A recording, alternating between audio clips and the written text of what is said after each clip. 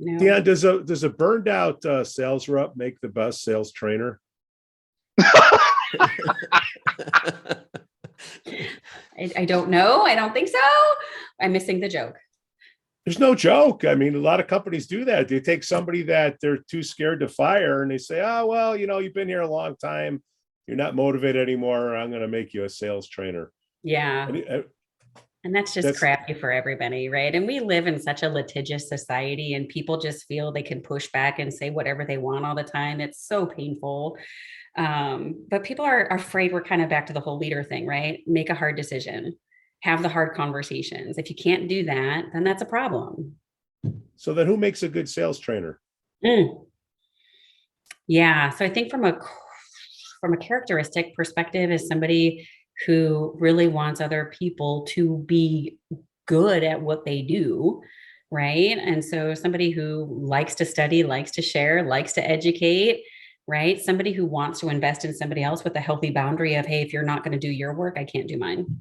Do they have to show success in the field in order to be a trainer to get that respect from the people they're training?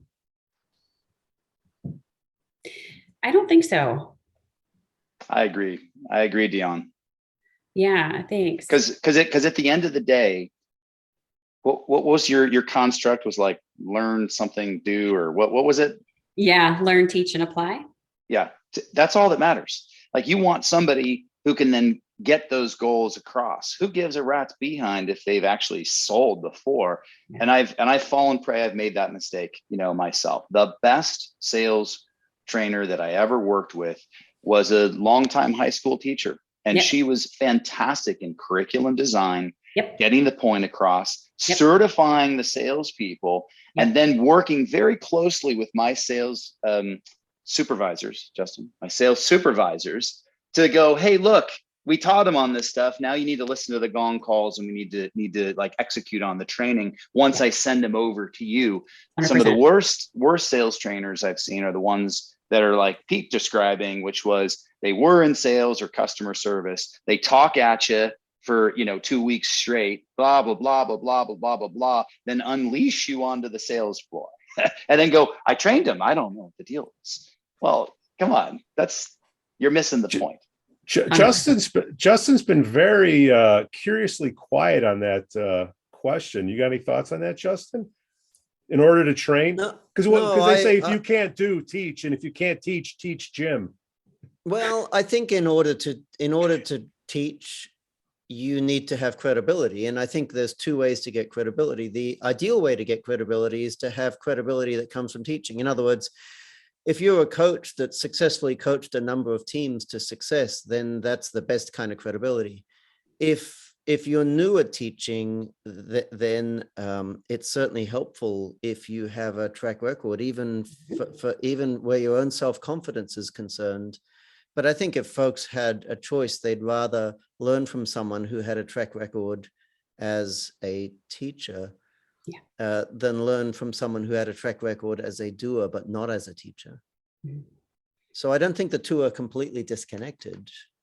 Yeah, there can be both. I agree. I think it's more about can a trainer recognize the different personality traits and the different learning styles and connect with folks enough to try everything at our disposal to get people to be successful that want to be successful, right? I mean, that it's a very symbiotic relationship.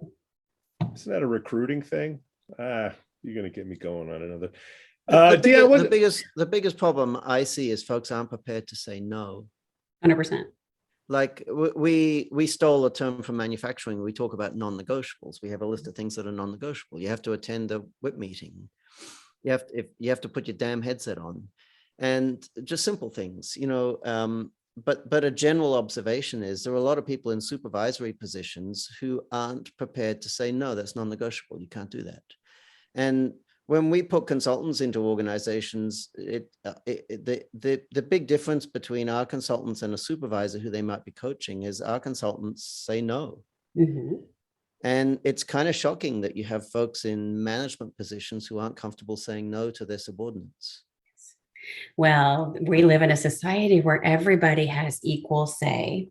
No, they don't. And to which I say, no, let me tell you. So when I tell my kids to do something, I'm like, the only thing you can say right now is yes, mom, and you need to go do it. Because if you keep talking back, you're not going to like what happens.